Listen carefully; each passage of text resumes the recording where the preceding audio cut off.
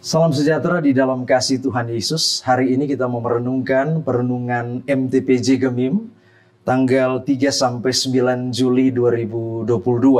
Kita akan membaca bagian Alkitab dari 1 Timotius pasal 1 ayat 3 sampai dengan ayatnya yang ke-11. Judul daripada bacaan kita adalah mengenai ajaran sesat. Firman Tuhan berkata demikian. Ketika aku hendak meneruskan perjalananku ke wilayah Makedonia, aku telah mendesak engkau supaya engkau tinggal di Efesus dan menasihatkan orang-orang tertentu agar mereka jangan mengajarkan ajaran lain, ataupun sibuk dengan dongeng dan silsilah yang tiada putus-putusnya, yang hanya menghasilkan persoalan belaka dan bukan tertib hidup keselamatan yang diberikan Allah dalam iman. Tujuan nasihat itu ialah kasih yang timbul dari hati yang suci, dari hati nurani yang murni, dan dari iman yang tulus, ikhlas. Tetapi ada orang yang tidak sampai pada tujuan itu, dan yang sesat dalam omongan yang sia-sia. Mereka itu hendak menjadi pengajar hukum Taurat tanpa mengerti perkataan mereka sendiri, dan pokok-pokok yang secara mutlak mereka kemukakan. Kita tahu bahwa hukum Taurat itu baik kalau tepat digunakan, yakni dengan keinsafan bahwa hukum Taurat itu bukanlah bagi orang yang benar, melainkan bagi orang durhaka dan orang lalim, bagi orang fasik dan orang berdosa, bagi orang duniawi dan yang tak beragama, bagi pembunuh bapa dan pembunuh ibu, bagi pembunuh pada umumnya, bagi orang cabul dan pemburit, bagi penculik, bagi dusta, bagi orang makan sumpah dan seterusnya, segala sesuatu yang bertentangan dengan ajaran sehat, yang berdasarkan Injil dari Allah yang mulia dan maha bahagia, seperti yang telah dipercayakan kepadaku. Demikian bacaan Alkitab. Saudaraku yang kekasih, ajaran yang sehat dan ajaran yang sesat adalah dua kekuatan yang tarik-menarik dalam kehidupan kekristenan. Kita ada di posisi mana, saudara? Nah, yang berbahaya kalau yang sehat itu dianggap sesat, kemudian yang sesat itu dianggap sehat. Nah, itu sebabnya hari ini kita mau merenungkan satu tema yang menarik sekali, supaya tentu berharap dari tema ini kita tetap berada pada posisi yang sehat. Ya, kita tidak sesat dalam hal pengajaran, dalam hal kebenaran yang kita pegang. Sehingga tema kita di minggu ini adalah berpeganglah pada ajaran yang sehat. Nah, saudaraku yang kekasih, kalau kita membahas tentang hal ini, ada kurang lebih 3 hal yang ingin saya jelaskan. Yang pertama, kita melihat bahwa desakan untuk hadir dan menasehati ajaran sesat itu Paulus anggap sebagai hal yang penting. Sehingga bagian yang pertama, sekali lagi adalah desakan untuk hadir dan menasehati ajaran yang sesat. Saudaraku yang kekasih, Paulus melihat bahwa melawan ajaran sesat itu adalah merupakan sebuah kebutuhan yang sangat mendesak. Dan yang luar biasa bahwa Rasul Paulus mempersiapkan Timotius sebagai orang yang telah mempelajari kebenaran dan sebagai orang yang telah menghidupi Injil. Sehingga saudara, kalau kita bertanya kriteria apa orang yang sebetulnya memiliki kemampuan untuk melawan ajaran sesat, tentu kriterianya tentu harus dibangun daripada firman Tuhan dan orang yang menghidupi firman. Timotius adalah orang yang dipersiapkan oleh Rasul Paulus. Nah saudara, kalau kita kaitkan dengan perkembangan zaman, tentu dengan majunya media elektronik, maka ajaran sesat pun mendapatkan kesempatan yang luas untuk diberitakan di sana. Bukankah seringkali kita membuka platform tertentu, misalnya di YouTube atau di video Facebook dan lain sebagainya. Ada banyak ajaran-ajaran yang sebetulnya sesat dan sedang diberitakan. Itu berarti bahwa sama seperti Timotius, kita harus memenuhi kriteria, kita harus menjadi orang-orang yang punya kualifikasi untuk saudara melawan penyesatan manakala dia datang menyerang iman Kristen.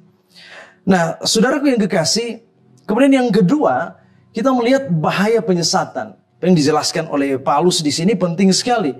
Dan sebetulnya sebelum Paulus menulis surat Efesus 7 tahun sebelum surat ini ditulis, Paulus sudah memprediksikan tentang adanya kemungkinan di mana di jemaat Efesus akan terjadi penyesatan. Itu kalau kita baca dalam Kisah Rasul pasalnya yang ke-20 ayat 29 dan 30, di sana Paulus berkata, "Aku tahu bahwa sesudah aku pergi, serigala-serigala yang ganas akan masuk ke tengah-tengah kamu dan tidak akan menyayangkan kawanan itu." Ayat 30. "Bahkan dari antara kamu sendiri akan muncul beberapa orang yang dengan ajaran palsu mereka berusaha menarik murid-murid dari jalan yang benar dan supaya mengikut mereka."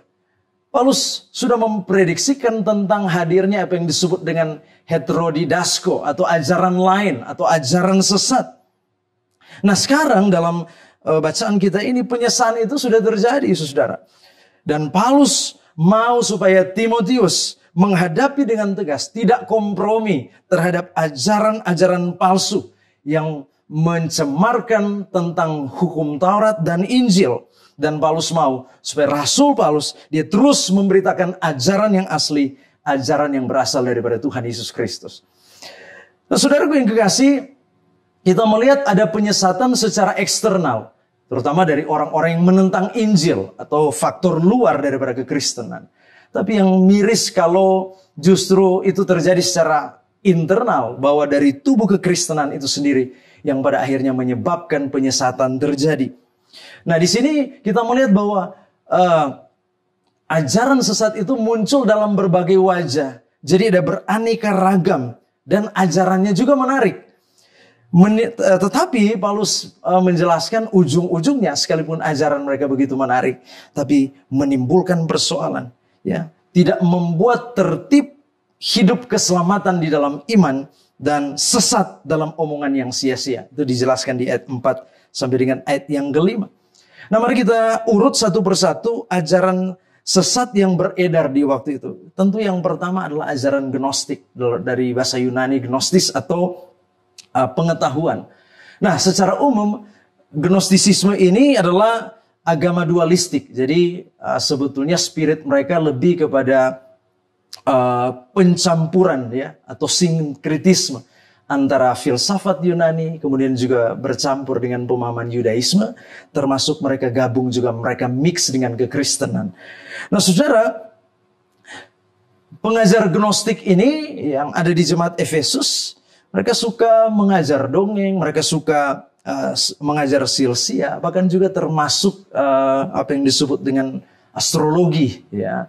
Saudara, bukankah sebetulnya di zaman sekarang pun dia bermanifestasi dalam bentuk yang baru, ya. Ada banyak orang tertarik dengan ramalan bintang misalnya dan menentukan hidupnya dari apa yang dikatakan oleh ramalan tersebut. Saya membaca satu kalimat yang berkata begini, kita harus percaya kepada Sang Pencipta bintang daripada percaya kepada bintang itu sendiri. Nah, saudaraku kasih, kemudian yang menarik bahwa ajaran gnostik tentang tubuh manusia, mereka berkata bahwa tubuh manusia itu dianggap sebagai zat yang jahat dan tidak penting. Makanya mereka memahami bahwa tidak ada kebangkitan tubuh. Nah, dan bagi mereka hal yang penting itu adalah faktor rohania saja, ya. Sehingga apapun yang dibuat oleh tubuh, sekalipun itu tidak baik, itu tidak penting. Makanya Paulus juga menyinggung sebetulnya ini di ayat yang ke-10, ketika di ayat yang 10 disebutkan di sana ada orang cabul dan pemburit.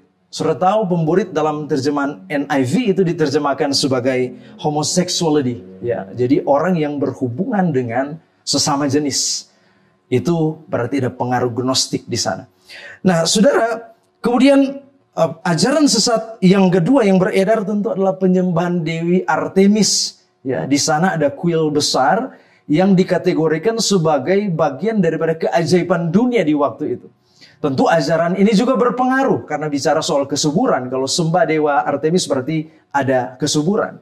Tapi juga berkaitan dengan kuil Artemis tentu ada konspirasi perdagangan, ya, di sana yang merasa terganggu dengan kehadiran Injil. Maksud saya begini, kalau kita pelajari sejarahnya, di sana ada pedagang yang namanya Demetrius, pedagang tembaga, Yang kalau orang datang ke kuil itu, dia mempersiapkan souvenir-souvenir dari tembaga.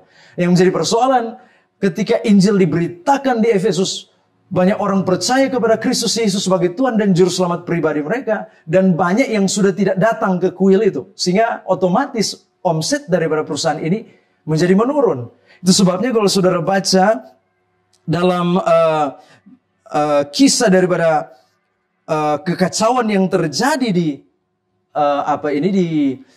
Efesus dalam Kisah Para Rasul, Demetrius ini dia memprovokasi masyarakat sehingga mengakibatkan ini Aristarkus dan Gaius sebagai bagian daripada penginjilan Paulus harus diseret. Itu kalau tidak panitra kota yang mengamankan situasi, maka kekacauan bisa menjadi jauh lebih meluas, saudara. Jadi kita lihat bahwa fitnah, hoax juga, ya, sama seperti yang dilakukan oleh Demetrius, ini juga sangat menyesatkan. Bukankah dalam pelayanan gereja juga kita seringkali berhadapan dengan hoax, kita berhadapan dengan fitnah. Ada banyak hal yang diserang, ya. Pemimpin gereja difitnah, sistem bergereja difitnah, persembahan yang kita beri pun dipersoalkan dan lain sebagainya. Nah, saudaraku yang kasih, ini juga bisa sangat menyesatkan. Kemudian yang ketiga, ajaran yang menyesatkan tentu di sini dijelaskan ajaran Taurat. Tetapi Taurat yang diajarkan oleh orang-orang pengajar Taurat abal-abal, ya, yang sok tahu Taurat tapi mereka tidak mengerti tentang prinsip Taurat. Mereka menggunakan Taurat secara tidak tepat. Dan kita menemukan di sini ada legalisme, saudara. Legalisme tentu bicara soal legalisme Yahudi berarti suatu mereka membuat tambahan, ya, terhadap keselamatan. Jadi mereka menambahkan kriteria terhadap keselamatan bahwa selain percaya kepada Yesus harus disunat supaya bisa selamat.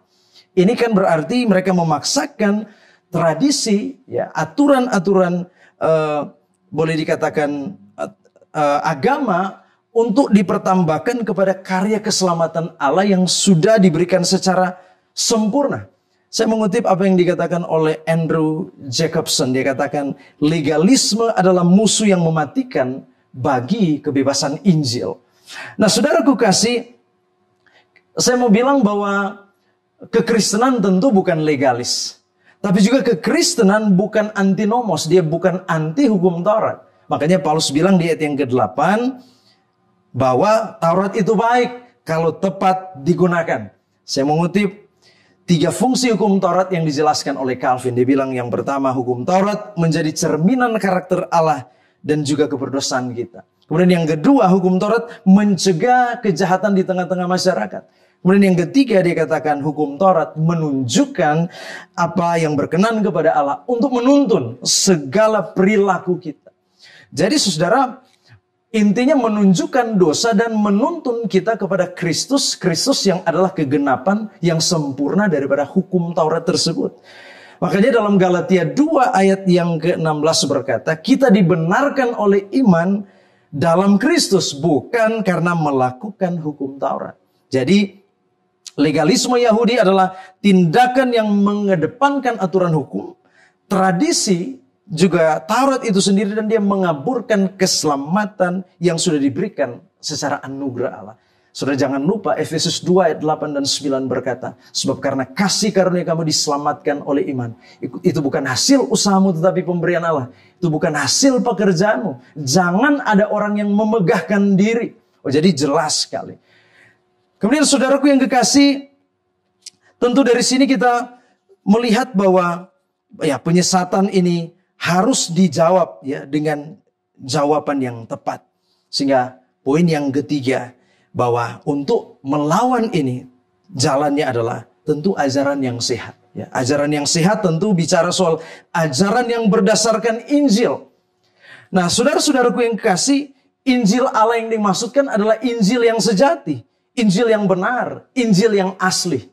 Saya mendengar satu podcast di YouTube tentang training program dari agen FBI di Amerika Serikat. Sudah tahu, mereka salah satu materi daripada training ini adalah bagaimana mereka diberikan kemampuan untuk membedakan mana yang asli dan mana yang palsu, khususnya berkaitan dengan uang.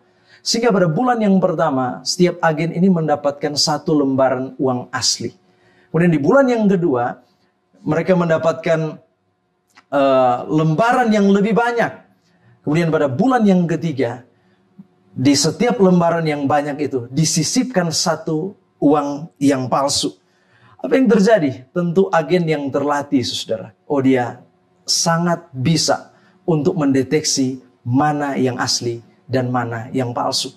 Saya kira begitu juga dengan kehidupan kita. Kalau kita bergaul dengan firman Tuhan setiap hari, mempelajari tentang kebenaran, kita pasti akan memiliki kepekaan untuk membedakan mana yang asli dan mana yang palsu. Oh, ini hal yang sangat penting sekali. Itu berarti kita harus memberi waktu jauh lebih banyak untuk mempelajari tentang kebenaran di tengah-tengah kehidupan kita. Baru sesudah itu, kita menyelaraskan dengan apa yang menjadi prinsip dan konsep daripada gereja kita.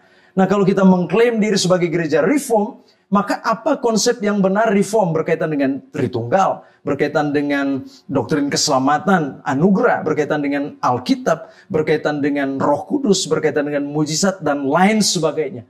Berarti di luar itu dapat dipastikan sesat.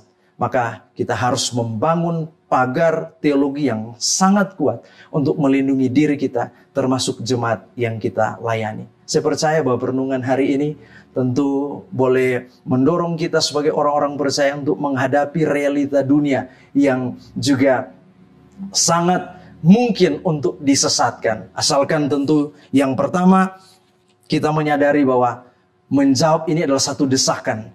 Kita adalah orang-orang yang Tuhan persiapkan sebagai orang-orang yang punya kualifikasi, yang memenuhi kriteria untuk melawan bahaya penyesatan. Tapi juga kita adalah orang-orang yang mempersiapkan diri, mempelajari tentang kebenaran firman Tuhan. Supaya dengan demikian kita punya pegangan untuk senantiasa berjalan pada jalan kebenaran. Tuhan Yesus memberkati kita sekalian. Amin.